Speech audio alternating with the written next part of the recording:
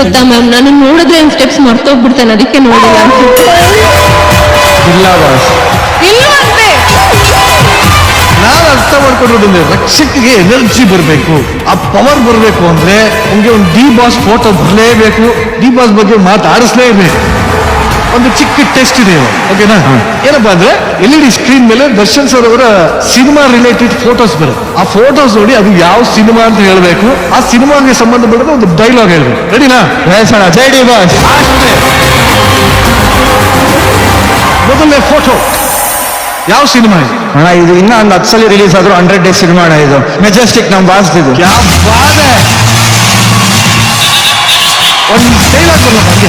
ಮಚ್ಚೆ, ಜೀವನದಲ್ಲಿ ದೊಡ್ಡ ಮನುಷ್ಯ ಆಗ್ಬೇಕಂದ್ರೆ ಚಿಲ್ಲರೆ ಕೆಲಸ ಮಾಡೋದನ್ನ ಬಿಡ್ಬೇಕು.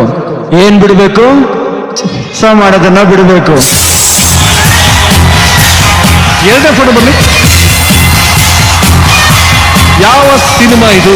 ಯಜಮಾನ 100%. ಏ ಕ್ಯಾಡ್ಬರೀಸ್, ಆನೆ ನಡೆದಿದ್ದೆ ದಾರಿ, ಬರ್ತಾ ಇದ್ದೀನಿ, ತಾಕತ್ತಿದ್ರೆ ಕಟ್ಟಾಕೋ.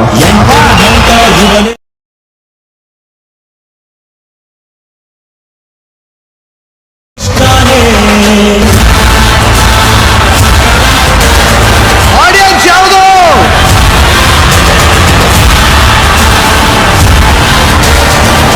ಅನ್ನನಾಥ್ ಯಾವರು ಅಂತಾರೆ, ಅಂಥದ್ಯಾವ್ದನ್ನ ಸೃಷ್ಟಿ ಮಾಡೋನು ರೈತ ಮಾತ್ರನೇ.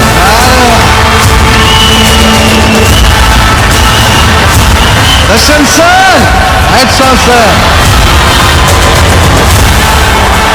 ನನ್ನ ಮೊದಲನೇ ಪ್ರಶ್ನೆ, ನಿಮ್ಮಿಬ್ಬರಲ್ಲಿ ನಾನು ಮಾಡಿದ್ದೆ ಸರಿ ಹಂಗಂತ ವಾದ ಮಾಡೋದು ಯಾರು?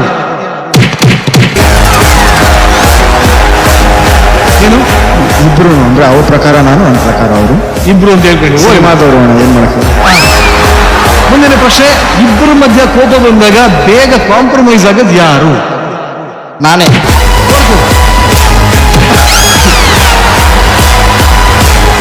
ನೀವು ಎಲ್ಲದಕ್ಕೂ ಹಂಗೆ ಹೇಳ್ತಿದ್ದೀರಲ್ಲ. ಇಲ್ಲ ಅಣ್ಣ, ನಾನು ಕಟ್ಕೊಂಡು ನಾನು. ನಿಮ್ಮಿಬ್ಬರಲ್ಲಿ ತುಂಬಾ ಮೂಡ್ ಸ್ವಿಂಗ್ಸ್ ಯಾರಿಗಿದೆ? ಯಾವ ಮೂಡೋಣ?